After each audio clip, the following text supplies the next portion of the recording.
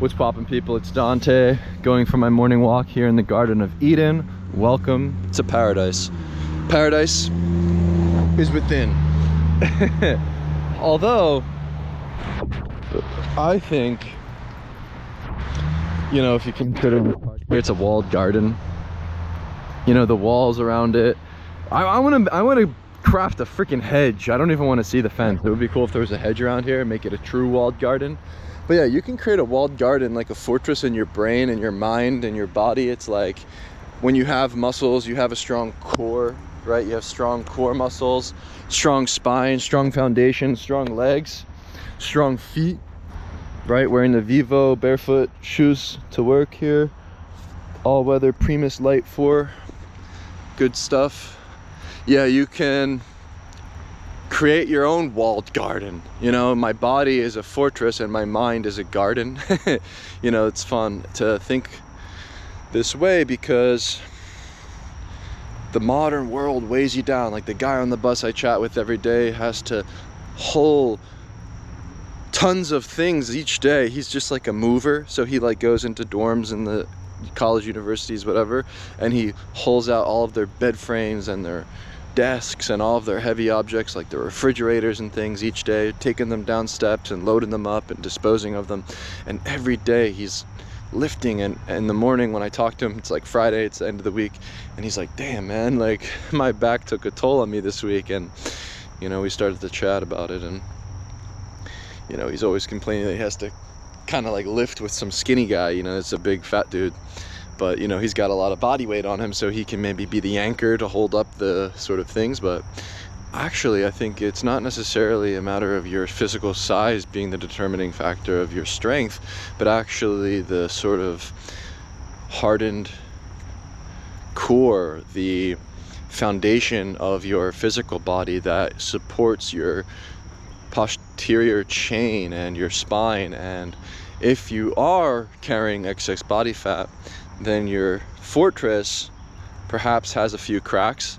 And so I believe that we should focus on strengthening our core throughout the entirety of our day. So when you're standing upright, recognize that you can flex your core while you're walking to sort of support your full spine, your full posture, and just be really mindful of how you lift and how you bend.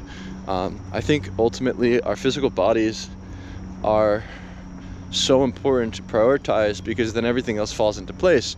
If your physical body is deteriorating, well, then your mind is also going to be penetrated. And so if you have a weak body, you will inevitably succumb to some sort of weakness of the mind.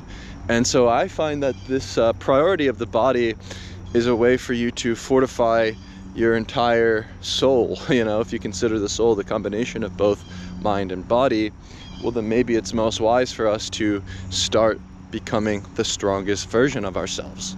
And I think about the way in which our modern world feeds us junk food and how that deteriorates not only the body but also the mind. Sugar is something that I believe isn't necessarily an evil. I don't necessarily think carbs and sugar are going to completely destroy a person's mind, but it's the processed junk and the processed sugars and the processed refined things that you find in a lot of these products in grocery stores that inevitably lead to some sort of ailment, some sort of metabolic health issue that then will increase the person's likelihood of generating some sort of mental disease. And I think of disease and mental disease not only as depression or anxiety, but disease of the mind can come in forms of brain fog, where when you eat these foods, it's almost like you can't think straight. It's almost like there's something blocking the connection between your mind and your gut. And so the gut is the foundation of the physical body's connection to the mind, as we have the information traveling through the vagus nerve from this vital organ to our brain.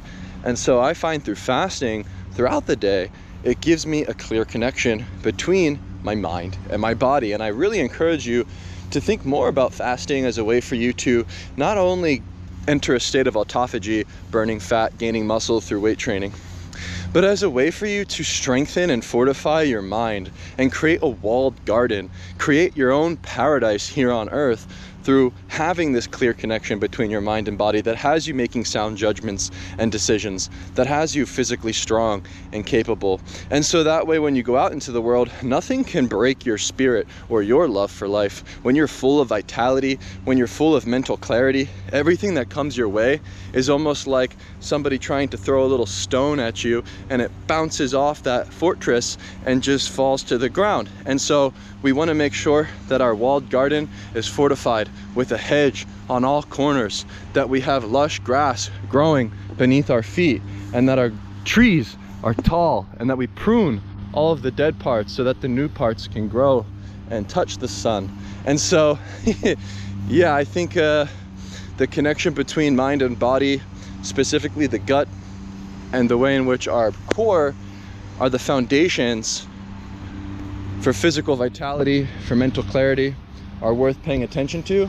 And so I just encourage you to fortify your mind, body, and soul, and go forward onto the front lines of life and just follow the light.